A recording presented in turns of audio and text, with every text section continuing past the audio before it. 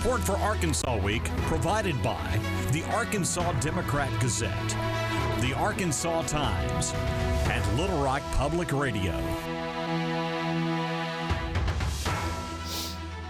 And hello again, everyone, and thanks very much for being with us. How stringent should Arkansas's initiative and referendum process be? Has the state gone too far in regulating the way in which citizens can propose laws and constitutional amendments? Or was the system ripe for abuse? In a moment, the Secretary of State, a defendant in a lawsuit challenging the new codes. But first, the first 100 days of Donald Trump's second administration and what's to come in the several hundred days that follow. What's the impact in Arkansas? Well, we're joined by the Arkansas Democrat-Gazette's Washington correspondent, Alex Thomas. Alex, thanks for coming aboard. As always, you've had an interesting 100 days yourself. Yeah, Steve, thank you so much for having me, first of all. And this has been a very interesting 100 days, to put it mildly. A lot going on up here on the Hill, a lot being discussed, and a lot of questions remain as people are still getting their feet wet here on Capitol Hill.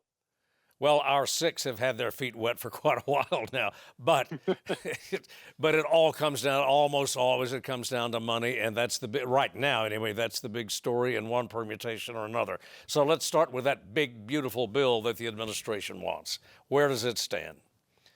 That's right. So you're talking about reconciliation, as the president has put it, one big, beautiful bill, combining not just spending cuts, but also Republicans' goals of extending the 2017 tax cuts.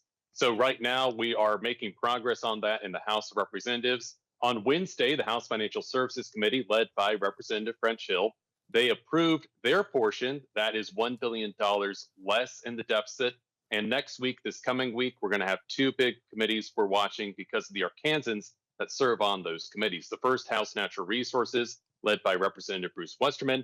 They're also targeting $1 billion. And with the House Agriculture Committee, which is targeting $230 billion for the next 10 years. That would be Representative Rick Crawford, who is a member on that committee. He's not a chairman, but he does chair a committee, being the House Intel Committee. Yeah, well, part of the problem here is that the House version, the House's goal anyway, is rather more aggressive than the Senate. So we're looking at a big stalemate here, a standoff, or are we? Well, that is a good point here, Steve, to really give our audience an understanding here of how big the gap is. In the House, they're shooting for $1.5 trillion in deficit reductions. In the Senate, they're shooting for $4 billion with a B. You don't have to go to any calculus class to understand there's a big gap there. And the Senate hasn't been prone to spending cuts as their friends over on the House of Representatives. So this is going to be an interesting challenge. Once the House completes their portion and the Senate completes their portion, how do you bridge that gap, not just to find some middle ground, but also win over some Republicans who may be sitting on the fence with the idea of the House making some more bigger cuts than they would really prefer?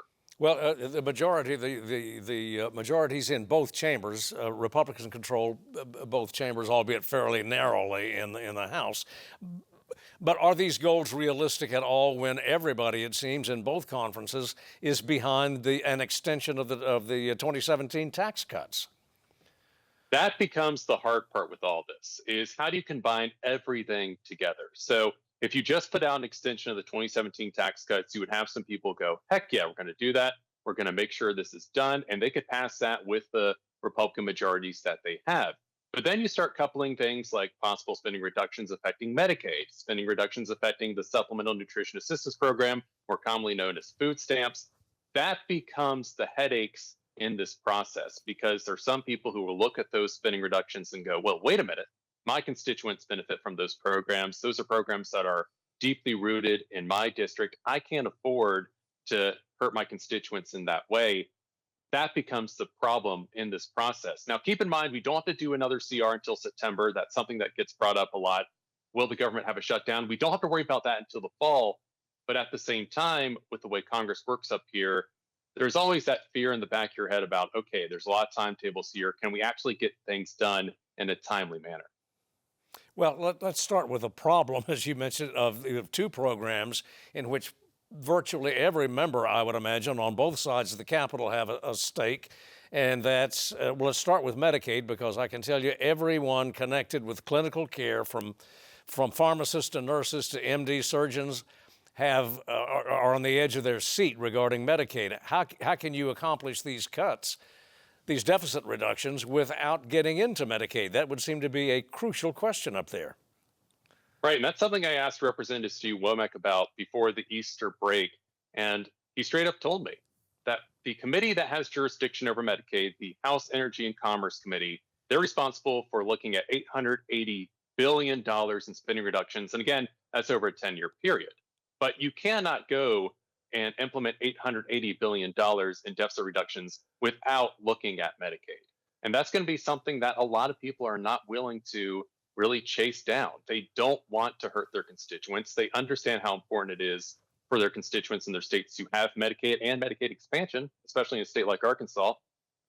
And they don't want to risk hurting their constituents as a result. So how do you navigate that to not only protect the people who are most vulnerable, but also find some spending reductions? That's a big challenge for the House Energy and Commerce Committee. And there hasn't been a big sign that says they're going to go in this direction and it's all going to be hunky-dory, easy peasy. It's going to be a big headache for them trying to figure out how to make the math work. What, I mean, does the math even work? The math, yeah, that's the fun part, is trying to figure out a formula that makes it work. Yeah. It's going to be very difficult for them to figure that out. We don't have any Arkansans who serve on that committee, so they're not going to be directly involved. But when that big, beautiful bill hits their desk, whenever they finalize it, they're going to have to make a choice. Is it going to be, we're going to cut it by this amount and we're going to help our constituents, or we're going to cut by this amount and it's going to hurt our constituents? That's something we don't know because we don't have final text yet. But at the same time, they're going to have to sit there and evaluate the numbers and figure out what's best for Arkansans. Well, and in terms of that big, beautiful bill and extending the tax cuts, I assume all 6 Arkansans up there are still in favor of extending the 17 cuts. The CBO estimates that, what, $4 trillion to the deficit over the next decade? Yeah, the math isn't really mathing on that. And I've asked some people to explain, can you do all this at one time? Can you extend the tax cuts? Can you cut spending? And can you have it all work out? And like you said, everyone seems to be on board with the tax cuts. And when I asked Senator Cotton about that directly, with combining all of this together, I asked him if it was just, are we biting off more than we can chew at one point? And he said he doesn't think that's the case. He thinks that Congress can get this done, can do something in a responsible manner, and have something on the president's desk later this year. I don't think they're going to do that by Memorial Day, to reference what we talked about earlier. But at the same time, there is some hope and some optimism that congressional Republicans can get this done. But as you've seen over these last 100 days and even the last Congress, it's a bit of a battle of egos up here and a battle of numbers trying to get everybody to get on the same board. Even the vote earlier this month or earlier in April, just trying to get the budget blueprint through the Senate and House, I mean, it almost didn't get through the House. They almost had to start back at square one. So it's going to take a lot of discussions and a lot of people pleasing to get something like this done. Yeah, well, and you mentioned the other program that so many members, if not all, have a stake in, and that's the SNAP program, the food stamp program, which is, of course, leads us to a segue to the Farm Bill. Any movement there? We have not seen any significant movement at this time. Of course, with that food stamp portion, that's more than likely going to affect how Farm Bill discussions go out. So when we talk about the Farm Bill, and we have talked about it before on this program, Steve, the Farm Bill isn't really a farm bill. Yes, it does fund agriculture programs, but 80% of that Farm Bill goes to nutrition programs and especially SNAP.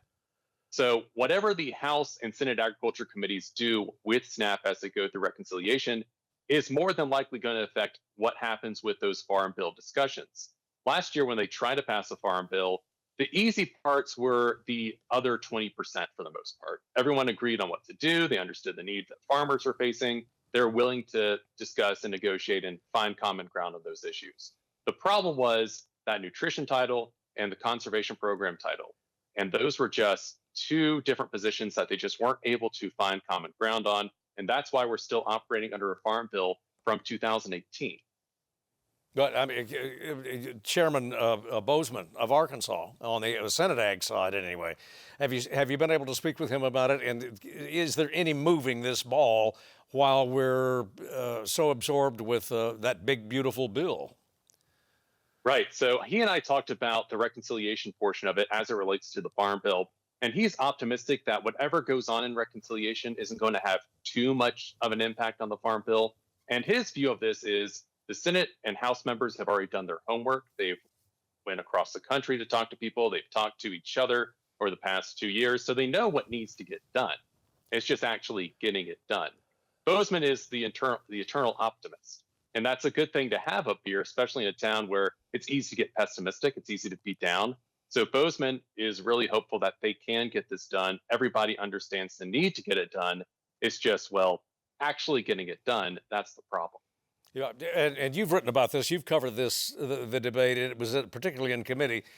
Some proposed significant cuts to the Consumer Protection Financial Bureau.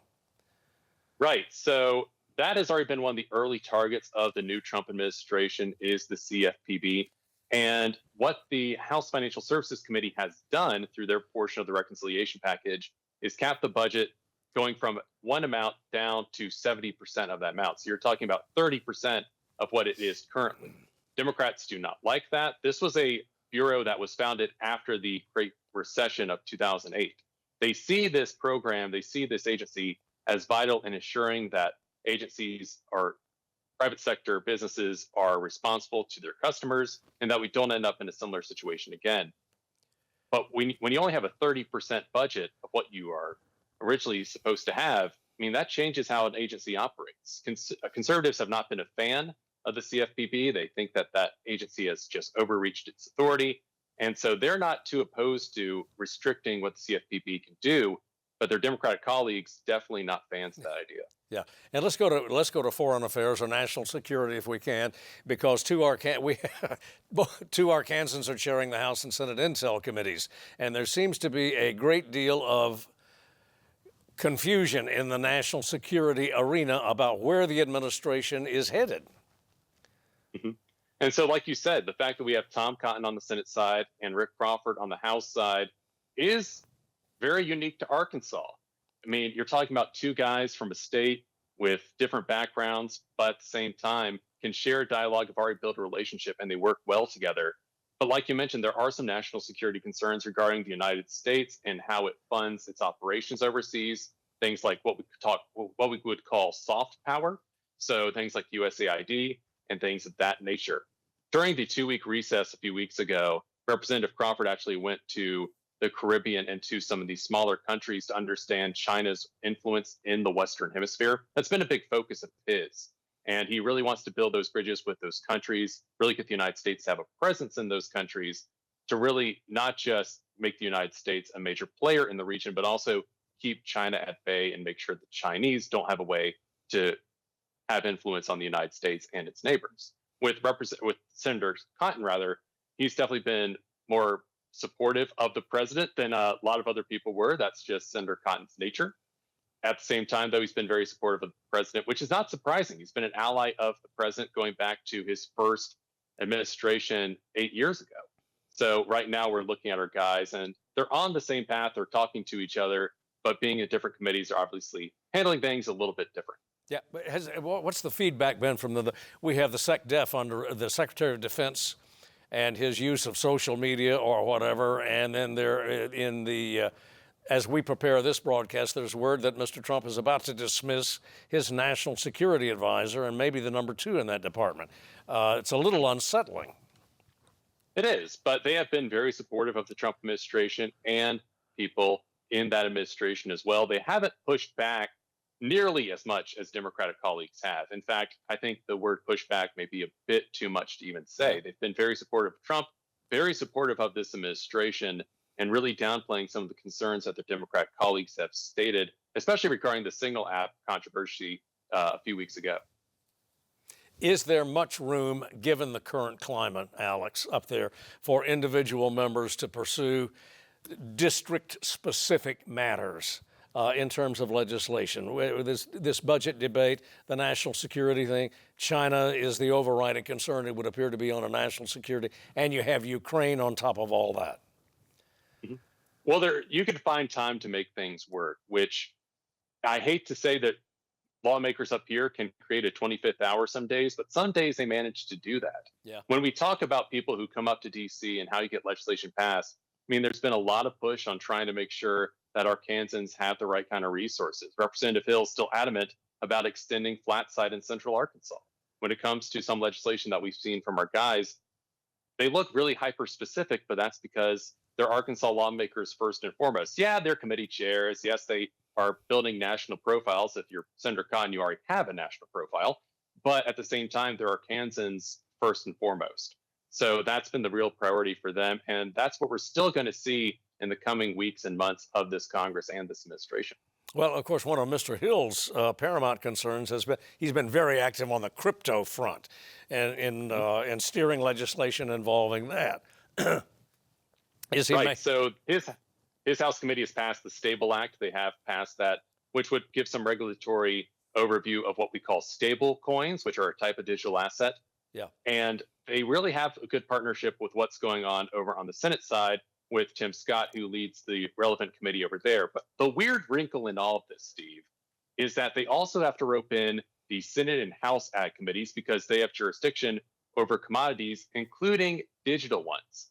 So Senator Bozeman is involved in this issue. G.T. Thompson of Pennsylvania is involved in this issue. And so not only do you have two Arkansans on Intel, like we talked about earlier, you have two Arkansans playing a significant role on the cryptocurrency digital asset front. And I just don't think there's a state up here that has that kind of influence as a whole, let alone on cryptocurrency. And it's going to be interesting seeing what they can do in both the Senate and House. They have some good conversations. They're working on legislation together. It's just finalizing text and really making sure I's are dotted, T's are crossed, and getting legislation sent to the White House. Yeah, and let's see if we can't squeeze this in. Arkansas has now two Mr. Ambassadors, but there was a little opposition on the Senate confirmation side. What's behind that? Right, so Mike Huckabee is now the ambassador to Israel. His opposition stemmed from comments he made regarding Palestine.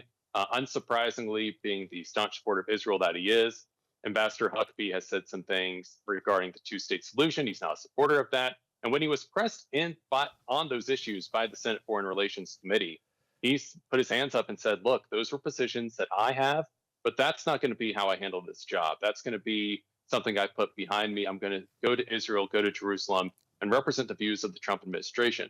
He only got one Democratic vote, that being of John Fetterman of Pennsylvania, who is a staunch supporter of Israel and its efforts to combat Hamas. When it comes to Warren Stevens, who is now the ambassador to the UK, he faced some pushback because of something that was out of his control. So Mark Burnett, who's a television producer, he's the guy behind The Apprentice, he serves in a special envoy role in the UK. And one of the concerns that Democrats had was that with that special envoy role and an ambassador over there, will there be confusion? Who's going to be representing the United States over there? Who's going to be making the phone calls? And even though he did get 6 votes from Democrats, at the same time, Warren Stevens faced some opposition as a result of that confusion. Got to end it there, Alex, because we're simply out of time. As always, we thank you for yours. Yes, sir. Thanks, Steve. All right. And we'll be right back.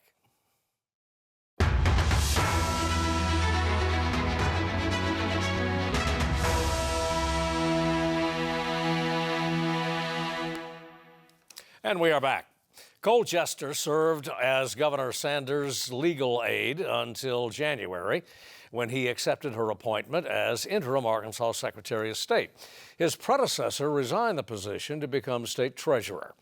In his current role, he is a defendant, as is the state, in a lawsuit challenging a package of new laws that he, among others, argue is necessary to protect ballot integrity and the initiative and referendum process.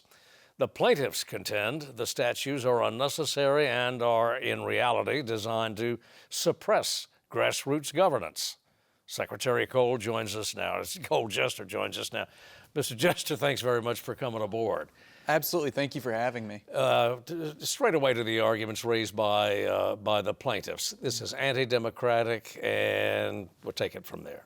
Yes, and I want to start out by saying I can't get into the details. I've spent the past couple years for Governor Sanders saying, please, we can't get into the details of an active lawsuit. But I will say I think we can all find common ground here that fraud in a process my office oversees is really unacceptable, and that the two basic things that we should be looking for, and I've said this a million times before, is this a person who signed, who is a real Arkansan, and did they mean to sign what they were signing? Did someone else sign their name for them? There's so many things that could go wrong. And there's good evidence that things have gone wrong, and they've gone wrong for many years. And so I'm proud of the legislation we did. And I think there's some things you don't want to get caught up fighting for, and there's some things that are worth fighting for, and this is something that's worth fighting for. What is the good evidence? So every year we have thousands of duplicate signatures that are submitted of the same name in multiple times, sometimes in different handwriting. We have something called transcription, where one person, you might see a page and half the signatures are all filled out in the exact same handwriting. And while the names might look different, you'll see the same address over and over again. And there's actually many other examples from testimonies, from calls, but I don't want to say we have an exhaustive list and list it out to you, because that's coming out in the lawsuit and from our own record evidence that we relied on. So I trust the Attorney General to do a fantastic job, and I'm looking forward to the suit. Well, the Secretary of State's office is entrusted with catching these things. And there would appear to be, if I'm reading the record correctly, very little felonious intent on the part of anyone who signs a petition. I think we have to disagree. I mean, I think about it this way. Your name, anyone could sign your name on a petition, and my office would never know, and we would count it. And we've never had the ability. All they need to know is your address and your name. And to me, that just really isn't enough. That's why we need things like voter ID and amongst many other things. Really proud of the legislation. It is constitutional. It's really a wonderful thing for our election security. The opponents argue also that, and it's not the details, but the philosophy behind the lawsuit, that the business community abhors the initiative and referendum process because issues that it traditionally opposes, for example, minimum wage, if they make it to the ballot, they tend to pass. What are my thoughts on that? Yeah, that's ultimately, the business community's interest in this package of legislation. So they may have their own to protect interest its economic base on what they support or what they don't support. I have one job here, and that's just to make sure that if you have the signatures through a valid process that really captures the will according to the laws passed by the General Assembly, I don't care what it is. We're going to follow the law. But if you're going to use fraud, then I'm going to do everything in my power to stop that. And I think these new laws are going to keep out fraud. And I'm just really, really thankful for them. And I think the people of Arkansas, really, they all want, if the people, as established by the Constitution, want it on the ballot, we want to get it in there. And if we don't want it to be on there when they don't have the actual support reflected by the signature process as properly done. Next legislative session, you will remain in this job for about a year and a half. That's right. Yeah. Yep. So the next legislative session, anyway, is a fiscal session, which is restricted ordinarily to budgetary matters.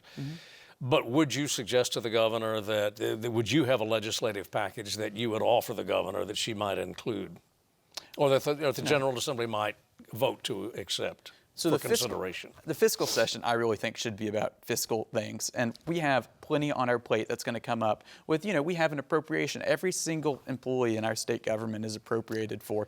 And I'm the steward of making sure the jobs that we've been assigned are done well. And so that's my focus for a fiscal session is how's our appropriation structured to allow us to execute our responsibilities well, business and commercial services, elections, capital security, capital facilities. That's what my focus is on.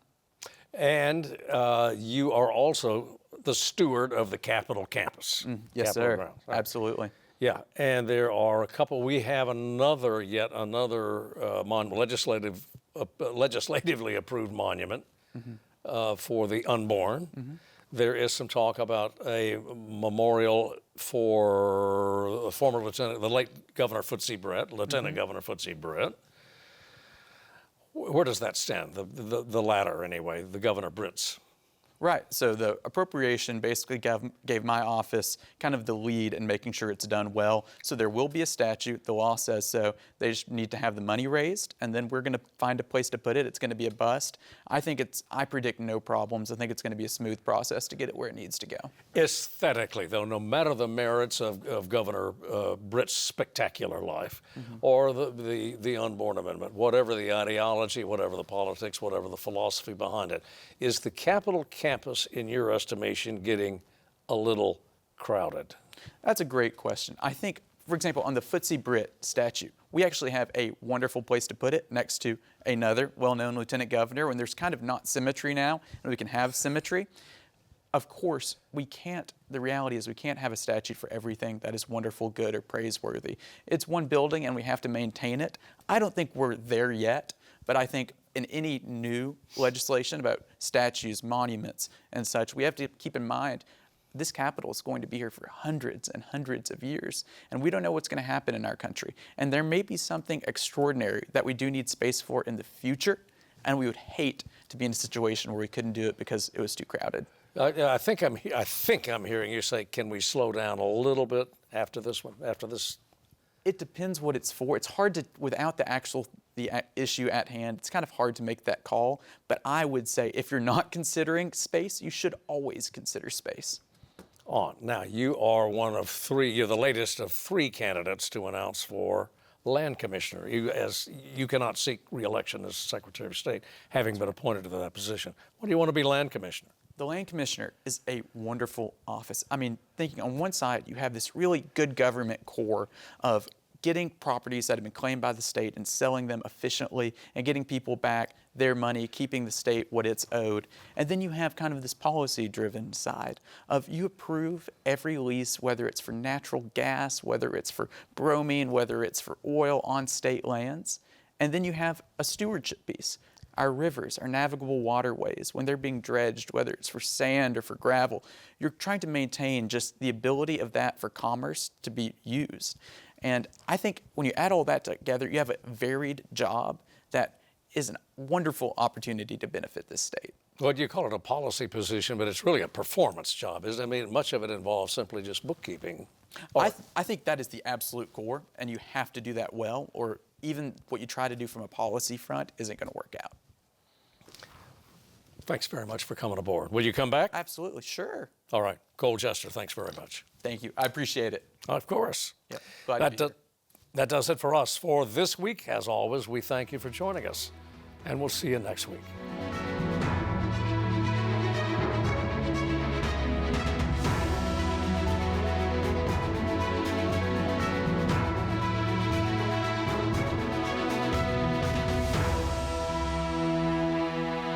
Support for Arkansas Week provided by the Arkansas Democrat-Gazette, the Arkansas Times, and Little Rock Public Radio.